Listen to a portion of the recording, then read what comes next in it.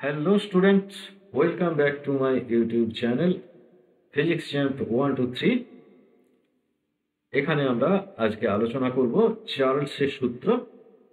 চার্লসের সূত্রের আলোচনার আগে আমরা একটু ঝালিয়ে নিই যে বয়েলের সূত্রের ক্ষেত্রে আমরা দেখেছিলাম যে ভর অপরিবর্তিত ছিল এবং আয়তনটা চাপের সঙ্গে ব্যস্তানুপাতে পরিবর্তিত হচ্ছিল যখন উষ্ণতা ছিল স্থির কোনো একটা গ্যাস সিস্টেমের বা গ্যাস পাত্রের। তো এখন যে চার্লসের সূত্রটা আমরা আলোচনা করব সেই চার্লসের সূত্রে ভর অতি অবশ্যই অপরিবর্তিত থাকবে এবং অপরিবর্তিত থাকবে চাপ, পরিবর্তিত হবে আয়তন এবং সেটা উষ্ণতার সঙ্গে সম্পর্ক রেখে।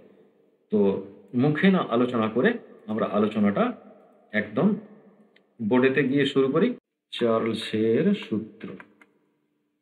এই চার্লসের সূত্রের ক্ষেত্রে ভর এটা স্থির মানের ভর রয়েছে একটা গ্যাস সিস্টেমের এবং স্থির মানের চাপ ও চাপ কত পি, স্থির মানের চাপ ওই সিস্টেমের ওপর প্রযুক্ত হয়েছে। এখন 0 ডিগ্রি সেন্টিগ্রেড উষ্ণতায় এর আয়তন ধরে নেওয়া হচ্ছে V0, সবটাই ধরি কিন্তু এগুলোও ধরি। তাহলে 0 ডিগ্রি সেন্টিগ্রেড উষ্ণতায় আয়তন যদি V0 হয় তাহলে উষ্ণতা বাড়িয়ে উষ্ণতা বৃদ্ধি করা হলো কত করা হয়েছে না টি ডিগ্রি সেন্টিগ্রেড উষ্ণতা বৃদ্ধি করা হয়েছে। তাহলে তার বর্তমান টেম্পারেচার কত টি ডিগ্রি সেন্টিগ্রেড। এখন টি ডিগ্রি সেন্টিগ্রেড উষ্ণতায় আয়তন বৃদ্ধি কত হবে না 1 ডিগ্রি সেন্টিগ্রেড উষ্ণতা বৃদ্ধি হলে V0 ইন্টু 1/273 এতটা আয়তন বৃদ্ধি হবে। এখন যদি টি ডিগ্রি সেন্টিগ্রেড উষ্ণতা হয় তাহলে টি গুণ বাড়বে, তাহলে আয়তন বৃদ্ধি হবে V0/273 ইন্টু টি। তাহলে টি ডিগ্রি সেন্টিগ্রেড উষ্ণতায় আয়তন যদি ভিটি হয় তাহলে সেই ভিটি এর ভ্যালুটা হবে V0 plus V0 into T/273, অর্থাৎ V0 ইন্টু 1 প্লাস T/273। এই হলো চার্লসের সূত্র। ব্যাপারটা কিন্তু দেখতে পাওয়া যাচ্ছে VT equal to V0 into 1 plus T/273। এই টোটাল যে সমীকরণটা, এই সমীকরণটা y equal to mx plus C টাইপের একটা সমীকরণ। টোটাল সমীকরণটা আমরা কি জানি, সরলরেখা সমীকরণ y equal to mx plus C, এবং এখানে আমরা এইভাবে বসিয়ে দিতেই পারি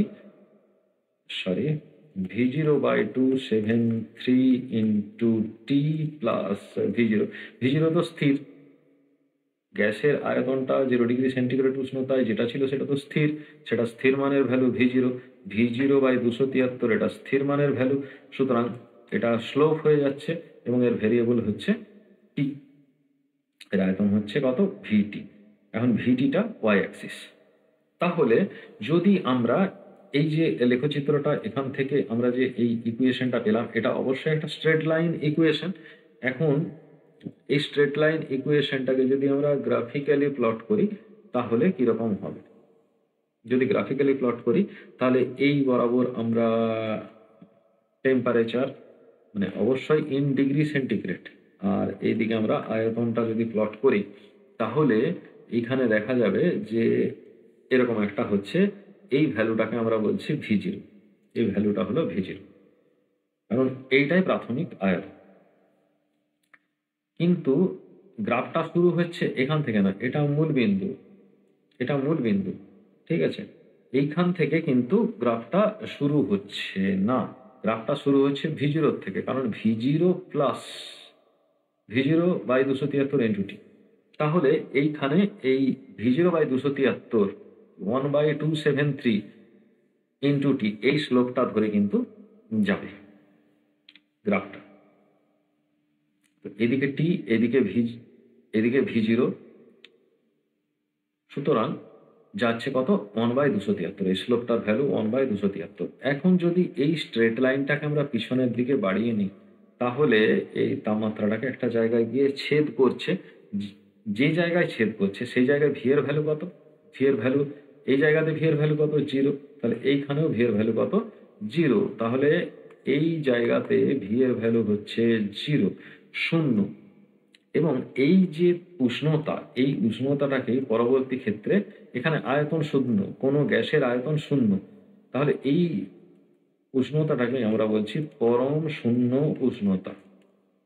মানে যে উষ্ণতাতে কোনো গ্যাসের আয়তন শূন্য হয়ে যায় তাকেই বলা হচ্ছে পরম শূন্য উষ্ণতা। সুতরাং চার্লসের সূত্র থেকে আমরা পরম শূন্য উষ্ণতার একটা কনসেপ্ট কিন্তু পেতে পারি এক্ষেত্রে। তো এটা পিছনের দিকে যদি বাড়ানো, তো নর্মাল কোর্সে আমরা এটা পেয়েই যেতে পারি যে V0 ইন্টু 1+T/273 এরকম একটা হয়েছিল। তো উষ্ণতা বৃদ্ধি হলে তো এটা হয়। তো উষ্ণতা যদি -T°C বাড়ে, অর্থাৎ T°C উষ্ণতা যদি কমিয়ে দেওয়া হয়, তাহলে এরকম একটা ভ্যালু আসবে।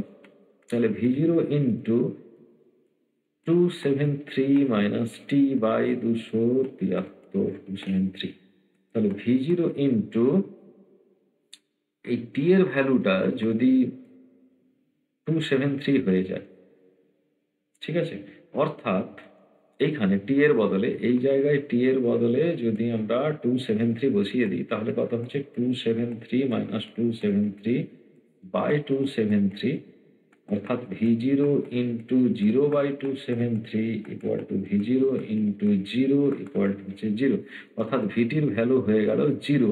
কখন? না, যখন টি এর বদলে এই ফর্মুলাতে 273, এখন টিটা কি করা হয়েছিল, নিষ্কাশন করে নেওয়া হয়েছিল, তাপটা বের করে নেওয়া হয়েছিল, ফলে উষ্ণতা হ্রাস হয়েছে। T°C উষ্ণতা হ্রাস হলে এখানে কিন্তু আয়তন শূন্য হয়ে যাচ্ছে, অর্থাৎ -273°C উষ্ণতাতে সেন্টিগ্রেড স্কেলের কোনো গ্যাসের আয়তন হয়ে যাচ্ছে শূন্য। তাহলে চার্লসের সূত্রটা কি দাঁড়ালো? এটা তো গেল পরম শূন্য উষ্ণতার একটা কনসেপশন। তাহলে চার্লসের সূত্রটা কি দাঁড়ালো? চার্লসের সূত্রটা দাঁড়ালো যে স্থির ভরের কোনো গ্যাস, স্থির ভরের কোনো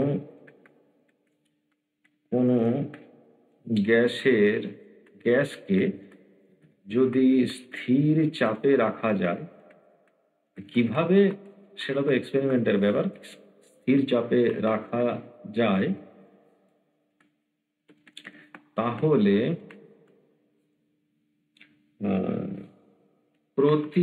এটা কিন্তু অবশ্যই ডিগ্রি সেন্টিগ্রেডে, প্রতি 1°C উষ্ণতা বৃদ্ধি মানে বাড়বার জন্য বা হ্রাসের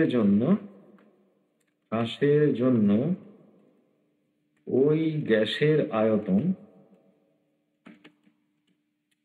1/273 অংশ কার, এইখানেই ভুল, 1/273 অংশ গ্যাসের আয়তন, এখানে একটা কমা দিয়ে দেবে, প্রাথমিক আয়তনের, V0 প্রাথমিক আয়তনের 1/273 অংশ বৃদ্ধি বা হ্রাস পাবে। একটু বড়, মুখস্থ করে মনে রাখতে পুরো বিষয়টা কিন্তু একটু জোরই লাগবে। তো বারবার অনুশীলন করলে আশা করি এটা ওভারকাম করা মোটের উপর তোমাদের ক্ষেত্রে কোনো ব্যাপারই হবে না। চার্লসের সূত্র আমাদেরকে পরম শূন্য উষ্ণতার একটা কনসেপশন দিচ্ছে, এবং পরম তাপমাত্রার স্কেল বা কেলভিন স্কেল যে ডিজাইন করা হয়েছিল সেটাও কিন্তু চার্লসের সূত্র বা রেনৌর চাপ সূত্রর যে ধারণা, সেই ধারণার থেকেই এটা তৈরি হয়েছিল। তো এখন যদি আমরা এটাকে আর লেংদি না করি, তাহলে নেক্সট ভিডিওতে আমরা পরম শূন্য উষ্ণতা বা চাপের সূত্র সম্পর্কে ব্যাপারটা নিয়ে অন্য আরেকটা ভিডিওতে আলোচনা করব। সেই সময় পর্যন্ত ভিডিওগুলো দেখতে থাকো এবং শিখতে থাকো। ভালো থেকো, ধন্যবাদ।